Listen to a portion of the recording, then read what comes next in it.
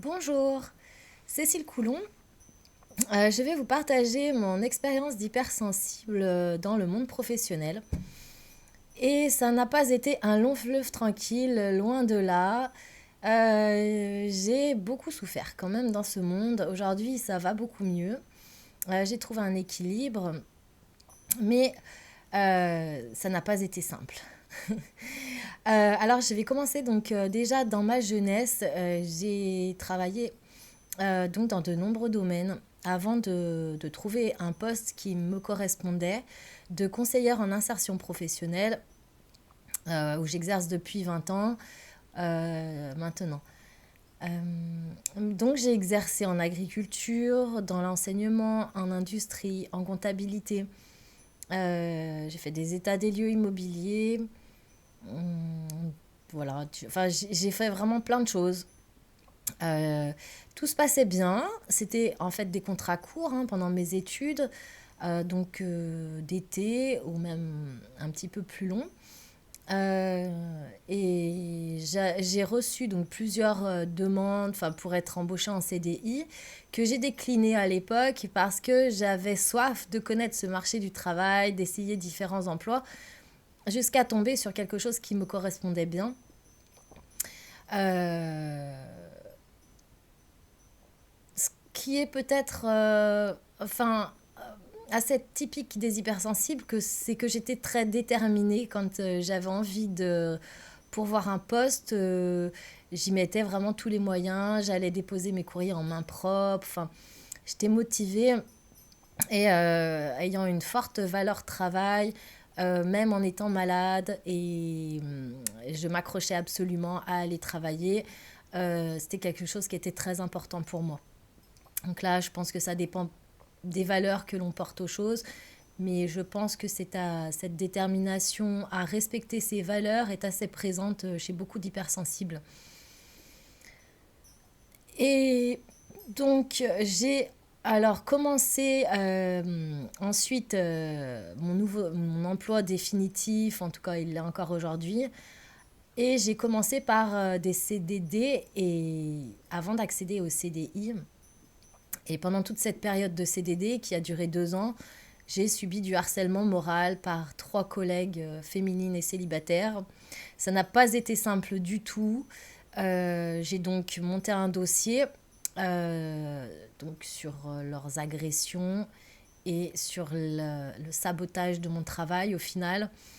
Euh, Ce qui est peut-être notable en tant qu'hypersensible, c'est que je, il y a une des personnes qui, au final, n'a pas été reconduite en CDD, puisque participant à ce harcèlement, et malgré vraiment des avertissements d'arrêter, cette personne a continué, donc en dépit du bon sens, j'aurais tendance à dire. Et ce que j'ai retrouvé aussi ensuite, parce que j'ai subi à nouveau du harcèlement moral quand j'ai dû me former, élargir mes compétences par une autre collègue qui m'avait en fait un peu...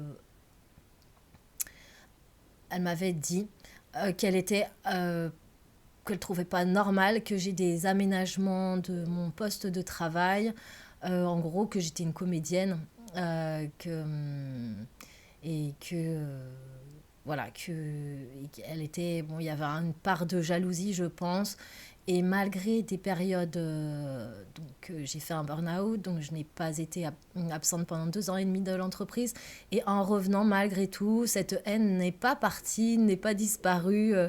Donc c'est vraiment surprenant cet acharnement, en dépit du bon sens. Donc vraiment, si les hypersensibles, vous rencontrez ce type de comportement, ça n'est pas anodin, car moi je pense que j'avais à apprendre vraiment à respecter mon travail, enfin continuer à faire ma route euh, en, les, en les mettant de côté. Euh, Au début, voilà, j'ai continué de dire bonjour, à être poli, et puis en fait, je n'avais pas de réponse. Donc à un moment, voilà, c'est mettre de côté les gens et poursuivre son chemin sur ce que l'on a envie de voir se réaliser dans notre travail. Euh, donc, cet harcèlement n'est pas forcément, on n'est pas forcément défendu pendant ces périodes de harcèlement. Donc c'est à vous, hein, ça sera à vous de communiquer. Euh, et je me rappelle, toutes ces périodes, en fait, je ne savais pas que j'étais hypersensible, donc il y a des choses qui pouvaient être très blessantes. Je me rappelle donc après avoir fait mon burn-out, être de retour et pendant une réunion, cette même collègue avoir dit oui, bah moi peut-être que je suis alcoolique, mais j'ai pas de problème psy. Et ça m'avait vraiment fait mal, personne n'a rien dit, mais moi ça m'a vraiment fait mal parce que je pensais un peu au fond de moi avoir des problèmes psy. Voilà, donc bon, c'est une agression encore de plus qui passe incognito pour les autres. Quand je voulais me défendre vers elle, euh, et en fait, mes autres collègues me disaient oh là, ça va, Cécile, laisse tomber. Et finalement, je me rends compte qu'elles avaient raison. Laissez tomber. Quand vous avez ce type de personne, ne répondez même pas. C'est de l'acharnement. C'est plus fort qu'elle. Et voilà. Faites votre chemin. Et si votre métier vous plaît, accrochez-vous à cet emploi. Ne partez pas parce que certaines personnes peuvent être très désagréables avec vous. J'ai aussi... Alors, peut-être c'est aussi intéressant de savoir quand j'étais plus jeune et ça a perduré un petit peu après, c'est que j'avais quand même beaucoup de mal à séparer ma vie personnelle de ma vie professionnelle. Donc, j'arrivais en pleurs au travail. Évidemment, ce n'est pas tolérable. Enfin, quelque part, on peut le tolérer, mais c'est pas vraiment adapté. Euh, et, mais c'est quelque chose qui a été assez récurrent sur mon parcours, où chaque fois que ça se passait mal dans ma vie de couple, voilà, c'était très compliqué à gérer au travail. J'ai du mal à tirer le rideau et me concentrer sur mon travail. Euh, Ensuite, bah, j'ai aussi été en désaccord avec un chef en particulier. Euh, donc, et je pense que l'hypersensible peut avoir fréquemment, enfin, assez souvent des frictions avec sa hiérarchie, car aujourd'hui, c'est vrai que l'entreprise est de plus en plus dirigée par les chiffres et pas forcément par un service client. Et moi, finalement, on me demandait de perdre du temps à faire des choses qui n'avaient pas de sens et qui dégradaient à la fois la réalité de notre travail et le service rendu aux clients, ce qui était compliqué pour moi. Quand un hypersensible s'engage dans un travail, je pense il accepte les conditions de travail, sa mission, et à partir du moment où cette mission et ces valeurs auxquelles il s'est engagé, quand elles se perdent par une organisation euh, économique euh, et peut-être un peu moins humaine, c'est compliqué pour lui de s'adapter. Et ça l'est aussi pour les autres collègues, mais de moindre mesure.